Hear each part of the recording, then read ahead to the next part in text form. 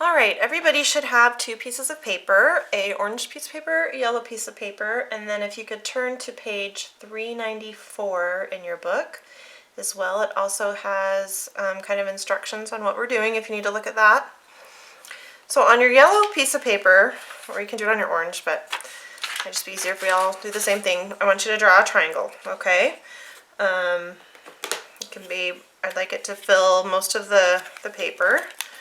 So you could just draw a random triangle. It doesn't have to be like isosceles or anything, so I did this side shorter.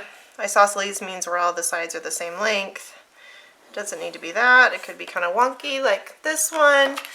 You can use the edge of your book to draw your triangle. If you just want to draw one line, you could just do a right triangle and draw that line straight across.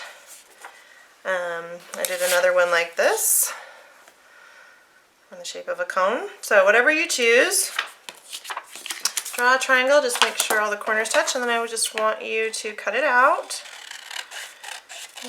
And then you can watch the video and then use the book if you need instructions to remember what we did. Just watch the video, and then when the video's over you can do the little activity, okay? Alright, so once you have your triangle cut out, I want you to label the corners X, Y, and Z. Okay, and I'm actually not labeling corners. I'm just writing it in the corner, but I'm actually labeling the angles of the triangle. So this angle of the triangle is X degrees, this is Y degrees, and this is Z degrees. Okay, let's kind of zoom in, see if you can see that. Okay. All right, now we're going to do like the book does, and it's kind of fun just to rip the corners off. So we're just going to do that. You could cut them, but I think it's less confusing in the end if they kind of have a jagged edge. So if you want to cut them, maybe use a jagged edge.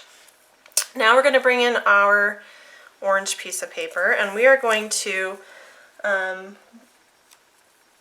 put our pieces down so that the corners all meet, okay? So, do that.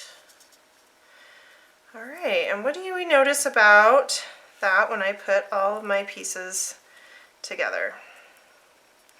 Okay, all my angles add up to 180 degrees. It makes a half circle, right? A semicircle. If we had a full circle, we know is 360 degrees, and a semicircle is 180 degrees, okay? If I said you're going to do a 360 in the air, it means you jump up and you turn all the way around. If you're going to do a 180, you just go halfway. So this measurement here, X plus Y plus Z, equals 180 degrees. So that means all of the angles of a triangle, the interior angles of a triangle, when you add them up, they will always equal 180 degrees, okay, when you add up all the angles. So what you're going to do is you are going to write this down on your paper. If you look at page 395 in your book, it also has that. And I want you to write on your paper what it says on the top of page 395. The sum of the measures of the interior angles of a triangle is 180 degrees.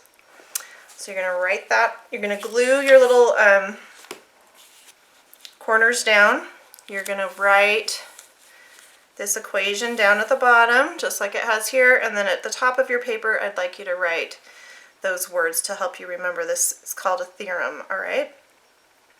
Okay. So we're going to do that, and then once you've completed this activity, we will move on with some problems practicing this idea.